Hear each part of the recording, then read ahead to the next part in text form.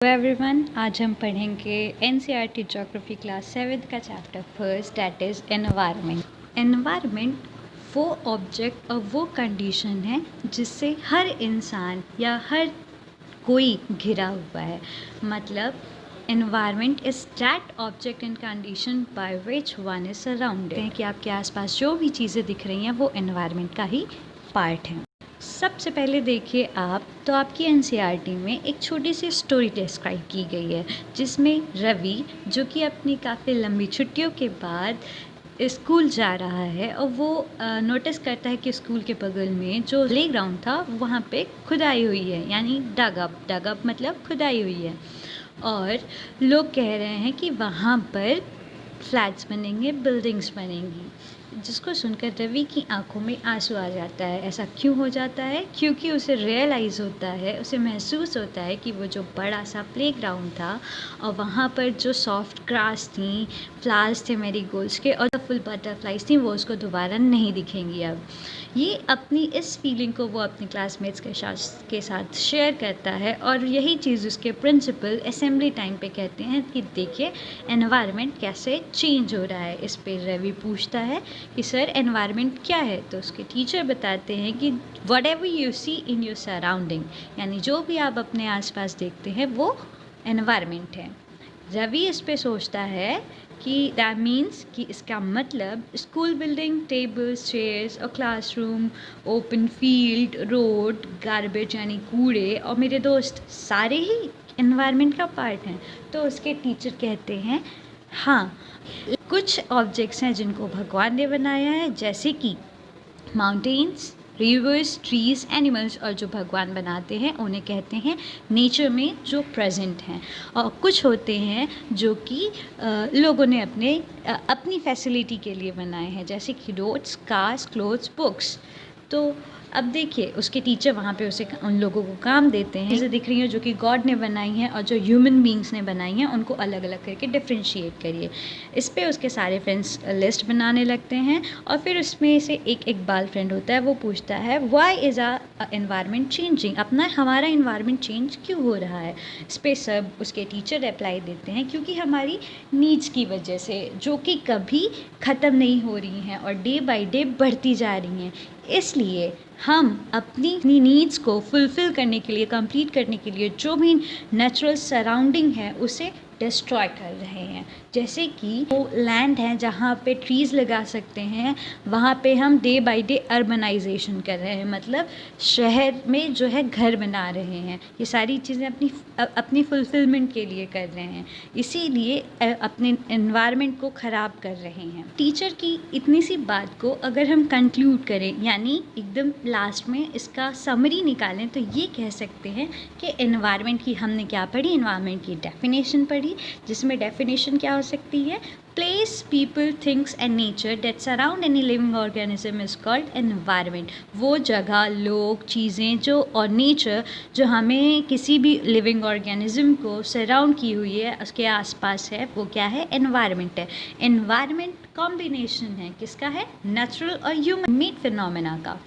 इससे आप समझ सकते हैं कि एनवायरनमेंट के दो पार्ट्स हैं, नेचुरल एनवायरनमेंट और human made environment. Natural environment की बात अगर करें हम कि ये क्या होता है, तो नेचुरल एनवायरनमेंट के दो पार्ट्स होते हैं, एक होते हैं बायोटिक, दूसरा होता है अबायोटिक, और इसके कुछ डोमेन्स होते हैं। अब वो डोमेन्स क्या होते हैं, डोमेन्स वो होते हैं कि नेचुरल एनवायरनमेंट में क्या क्या इंक्लूड है। इंक्लूड क्या है इसमें इंक्लूड है lithosphere, hydrosphere, atmosphere, and in सब को मिला दे अगर हम, लिथोस्फेयर, हाइड्रोस्फेयर, एटमॉस्फेयर को, तो एक बनता है बायोस्फेयर। इसके बारे में आइए हम जानते हैं। तो भी नेचुरली हमारे एनवायरनमेंट पे प्रेजेंट हैं वो है जैसे कि land, water, air, plants, animals, ये सारी चीज़ें हैं। इनको कुछ साइंटिफिक टर्म्स दिए गए हैं, जैसे कि लैंड के लिए हम लोग लिथोस्फेयर बोलते हैं, वाटर के लिए हाइड्रोस्फेयर बोलते हैं, एयर के लिए एटमॉस्फेयर बोलते हैं। तो आइए हम जानते हैं डोमेन्स ऑफ नेचुरल एनवायरनमेंट, जिसमें से सबसे पहले आता है लिथोस्फेयर। लिथोस्फेयर वो सॉलिड क्रस्ट और हार्ड टॉप लेयर है जो कि रॉक्स और मिनरल से बनी हुई है और सॉइल से कवर है। यानी आप देखते ही होंगे लैंड जो है वो अर्थ की सबसे ऊपर वाली टॉप लेयर होती है और बनी हुई है रॉक और मिनरल से, और किससे कवर है? सॉइल से। आप देखते होंगे कि लैंड के सबसे ऊपर वाली जो लेयर है वो सॉइल होती है। लिथोस्फेयर जो होता है वो इरेगुलर सरफेस होता है। इरेगुलर शेप का मतलब आप देखते हैं कहीं पे माउंटेन्स हैं, कहीं पे प्लेट्यूज़ हैं, कहीं पे प्लेन्स हैं, कहीं पे वैलीज़ हैं, यानी different kinds of land forms हैं। ये जो लिथोस्फेयर है ये कहाँ मिलता है आपको? ये दो जगह पे मिलता है। एक ओशियानिक होते लैंड फॉर्म्स होते हैं, एक कॉन्टिनेंट्स लैंड फॉर्म होते हैं। कॉन्टिनेंट लैंड फॉर्म वो जहाँ पे हमारा पूरा वर्ल्ड है, और ओशियानिक लैंड फॉर्म्स वो जो कि ओशन के नीचे लैंड फॉर्म्स होते हैं। अब देखिए लिथोस्फेयर हमें प्रोवाइड क्या कराता है? लिथोस्फेयर हमें फॉरेस्ट प्रोवाइड कराता है, ग्रासलैंड प्रोवाइड कराता है, और ये किस यूज़ में आते हैं? एनिमल्स के ग्रेजिंग में, यानी एनिमल्स के ग्रेज करने में।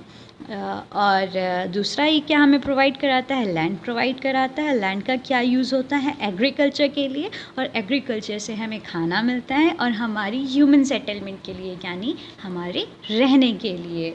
अल्टीमेटली इस सब को कंक्लूड करके कह सकते हैं कि lithosphere is a source of mineral wealth है हमारे लिए।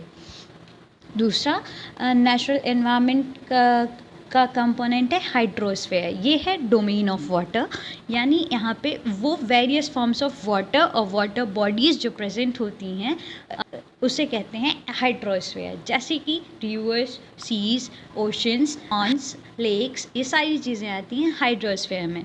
अब हम बात करते हैं third component of natural environment, that is atmosphere. Atmosphere thin layer of air है, यानी हवा की परत है, यानी जो हवा होती है उसी को एटमॉस्फेयर कहते हैं। और ये हवा है वो चलती है तो ये ऊपर भी जा सकती है, स्पेस पे भी जा सकती है, लेकिन ये अर्थ पे ही क्यों ये एग्जिस्ट कर रही है? इसका आंसर अगर आप देना चाहें तो आप, बहुत ही इंटरेस्टिंग फैक्ट है, ग्रेविटेशनल फोर्स। यानी फोर्स मतलब आपको पता है ताकत कह सकते हैं, कि वो ताकत अर्थ की जो कि उसको अपनी तरफ खींची हुई है। आप एज एन एग्जाम्पल आप कोई चीज़ फेंकते हैं अगर ऊपर से, तो वो नीचे ही आकर गिरती है अर्थ पे। ये क्यों होता है? ग्रेविटेशनल फोर्स के कारण, जस्ट बिकॉज इसी रीज़न से ही एटमॉस्फेयर में एयर प्रेजेंट है। और एटमॉस्फेयर जो है वो हमें किन चीज़ों से प्रोटेक्ट करता है, बचाता है? ये हमें सन की हार्मफुल रेस से बचाता है, यूवी रेस से, और स्कॉचिंग हीट ऑफ सन से भी, यानी जो सन की कड़ाके की धूप जिसको कहते हैं वो, उससे हमें बचाता है। और एटमॉस्फेयर किन किन चीज़ों से मिलकर बना है? ये क्या है? गैसेस से, डस्ट से और वाटर वेपर से। अब वाटर वेपर कैसे एटमॉस्फेयर को मिलता है? तो सन से देखिए तो डिफरेंट हाइड्रोस्फेयर्स हैं। तो सन हाइड्रोस्फेयर में पानी है जो कि सन के वो डायरेक्ट कांटेक्ट में है, जिससे एक प्रोसेस होती है इवेपोरेशन। इवेपोरेशन आप लोगों ने पढ़ा होगा, यानी वो प्रोसेस जिसमें वाटर वेपर में कन्वर्ट होता है उसे बोलते हैं इवेपोरेशन। तो ये वाटर वेपर मिलता है एटमॉस्फेयर को ही। इससे कह सकते हैं कि atmosphere gases, dust, water vapour से मिलके बना है। एटमॉस्फेयर एक बहुत ही बड़ा रीज़न है किसी भी प्लेस पे उसके वेदर और क्लाइमेट चेंज का। ठीक है, अब देखते हैं ऑफ नेचुरल एनवायरनमेंट बनता है उसे हम बायोस्फीयर कहते हैं। बायोस्फीयर मतलब वो जगह जहाँ पे लिथोस्फीयर, हाइड्रोस्फीयर और एटमॉस्फेयर मिलती हैं, मतलब लिविंग वर्ल्ड। इसमें इंक्लूड होता है प्लांट किंगडम और एनिमल किंगडम। और अर्थ की वो जोन है जो जहाँ पे लैंड, वाटर, एयर तीनों ही चीज़ प्रेजेंट होती हैं और लाइफ को सपोर्ट करती है, यानी जिसकी वजह से लाइफ एग्जिस्ट कर रही है अर्थ पे। ये तो हमने पढ़े components, domains of natural environment. अब टाइप्स ऑफ नेचुरल एनवायरनमेंट की बात करें तो ये दो तरह का होता है, बायोटिक और अबायोटिक। बायोटिक में आपका इंक्लूड होता है प्लांट, एनिमल्स, और अबायोटिक में आपके इंक्लूड होता है एयर, वाटर एंड सॉइल। यानी हम कह सकते हैं बायोटिक लिविंग थिंग्स जो होती हैं वो प्रेजेंट होती हैं, और अबायोटिक में नॉन लिविंग थिंग्स प्रेजेंट होती हैं। आगे इसमें एनसीईआरटी में एक स्टोरी दी हुई है फिर से आपको इकोसिस्टम को एक्सप्लेन करने के लिए। इसमें कह रहे हैं कि एनसीसी कैंप रवि का जाता है, अटेंड करता है, जिसमें जैसे ही उसका एक फ्रेंड होता है वो कहता है कि हमारे यहाँ पे बहुत बारिश होती है, ये जगह जहाँ पे हम आए हुए हैं ये हम मेरे घर केरल की याद करा रहा है, जहाँ पे बहुत ही बारिश होती है, कोकोनट प्लांट्स होते हैं और पूरी ग्रीन ग्रीन फील्ड्स होती हैं। इस पे जैसलमेर से हीरा है जो कि कहता है कि हमारे यहाँ तो बारिश ही नहीं होती, सिर्फ कीकर और सैंड्स होते हैं, इतने होते हैं कि जहाँ तक हमारी आइस देख सकती है, यानी बहुत सारे कीकर और सैंड्स होते हैं डेजर्ट्स में, और मिलेगा भी क्या आपको। कहता है कि कैमल्स भी होंगे वहाँ पे, तो हीरा कहता है कि हाँ कैमल्स ही नहीं बहुत कुछ डेजर्ट पे मिलते हैं, जैसे कि स्नेक, लेजर्ड्स, इंसेक्ट्स भी मिलते हैं। रवि सोचता है कि ये सारे एनिमल्स वेजिटेशंस, यानी ये जो ग्रास है कैसी हरी है, ग्रीन है, कैसी है, तो ये एनिमल्स, वेजिटेशन और जो लोग वहाँ पे रहते हैं उनके तरीके हर जगह से जगह यानी प्लेस टू प्लेस वेरी करती है, डिफ्रेंशिएट करती है, क्या अलग होती है। तो वो मतलब ये सारी ही चीज़ें आपस में इंक्लूड भी होती हैं। तो इसका आंसर होता है, उसके टीचर रिप्लाई देते हैं कि हाँ, इंसान अपने सराउंडिंग पे डिपेंड करता है, और चाहे वो प्लांट हो, एनिमल हो, या वेजिटेशन हो, या ह्यूमन बींग्स हो, ये सारे ही आपस में इंटरडिपेंडेंट हैं, यानी एक दूसरे पे निर्भर करते हैं, डिपेंड करते हैं। ठीक है, तो इन दोनों चीज़ों को, यानी जो सराउंडिंग पे डिपेंड करते हैं एज वेल एज एक दूसरे पे डिपेंड करते हैं, मिला दें अगर हम, तो ये क्या बनता है, इकोसिस्टम बनता है हमारा। और इस इकोसिस्टम में रेन फॉरेस्ट हो सकते हैं, ग्रासलैंड्स हो सकती हैं, desert, mountains, lake, river, ocean, और छोटा सा पॉन्ड भी हो सकता है, यानी इकोसिस्टम में सब कुछ इंक्लूड होता है। और इन द एंड पार्ट हम डिस्कस करेंगे ह्यूमन एनवायरनमेंट का मतलब कि ह्यूमन बींग्स जो एनवायरनमेंट से इंटरेक्ट करते हैं, यानी मिलते हैं, अपना आपस में उसके हिसाब से रहते हैं, इसे कहते हैं। और एनवायरनमेंट को अपने हिसाब से, अपनी नीड के हिसाब से उसको मॉडिफाई करते हैं। जैसे कि अर्ली ह्यूमंस जो थे उन्होंने अपने नेचुरल सराउंडिंग को जो जैसा था वैसे ही मान लिया था कि हाँ ऐसा ही है। उन्हें तब नहीं पता था कि एसी कूलर भी होते हैं। जैसा उनका सराउंडिंग था, जो हवा चलती थी वो से हवा लग जाती थी तो उनको आराम मिलता था। इससे क्या हुआ, उन्होंने एक बहुत ही सिंपल लाइफ अपनी गुजारी, और जो भी रिक्वायरमेंट्स उनकी होती थी, ज़रूरत होती थी, वो उससे अपने आसपास जो भी नेचर में प्रेजेंट होता था उससे फुलफ़िल कर लेते थे।